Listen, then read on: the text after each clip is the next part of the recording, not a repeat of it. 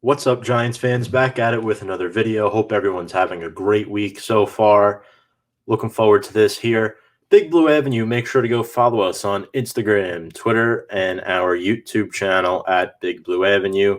Posted a video last week about the New York Giants. Going to continue to post weekly videos. Going to try to sprinkle in some more throughout the course of the offseason. This is kind of a lull where we're not quite at training camp yet. So the force feed content isn't really my thing, but I'm going to have some good analysis coming up on some certain topics. And one today that I really want to touch upon is Eli Manning rejoining the New York Football Giants in business operations and fan engagement.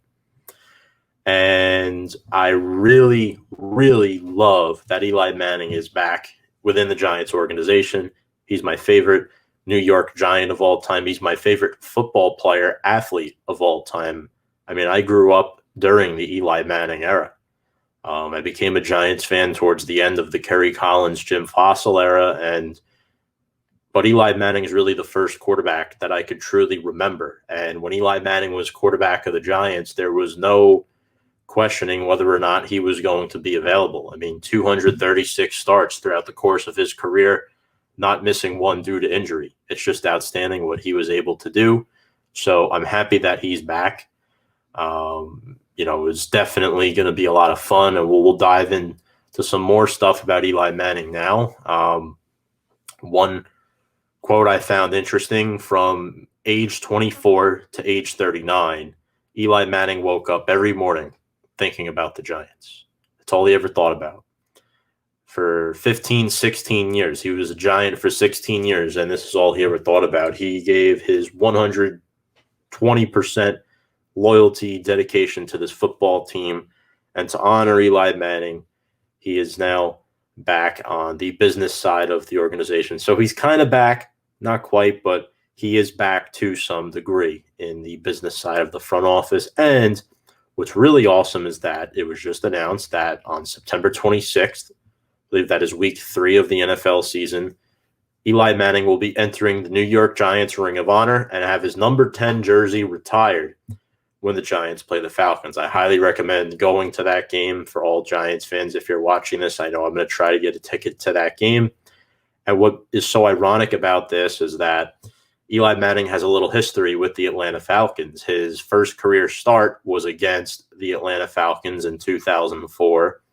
And Eli Manning's only home playoff victory came against the Atlanta Falcons, the wild card game in that 2011 run, when the Giants were the 4th seed at 9-7.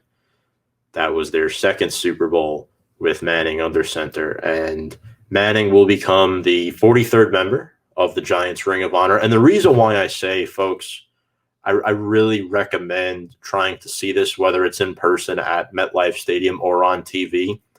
I was at the Ring of Honor for Tom Coughlin, Justin Tuck, and Ernie Accorsi back in 2016, and it was probably the best moment I've ever lived to see.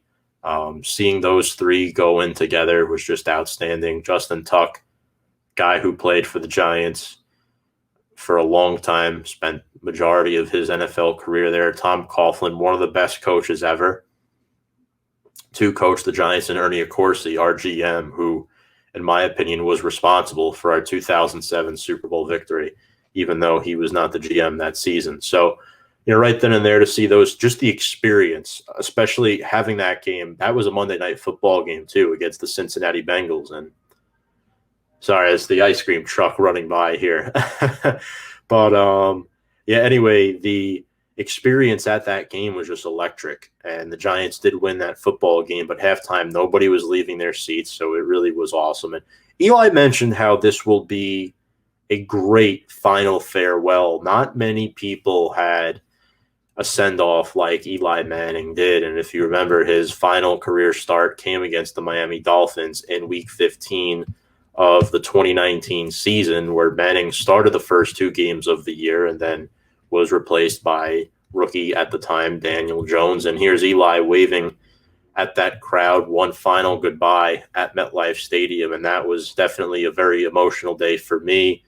Actually had the honor to work that game, and it was just awesome to see Eli Manning under center. He was a true class act, and he defines what it means to be a New York Giant, coining the phrase "once a Giant, only a Giant," and he wanted to be a New York football Giant, and that, ladies and gentlemen, is the face of a true champion. Other notes that I want to talk about too.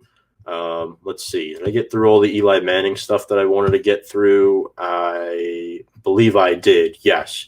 So the other topic I want to talk about today is Nate Ebner. Now, for those of you who don't know, Nate Ebner was only signed to a one-year contract for the Giants. So technically he's a unrestricted free agent right now, but he is likely to rejoin the football team. It's been reported that he's going to rejoin the Giants at some point this offseason, but he was supposed to play in the Tokyo Olympics for the USA rugby team.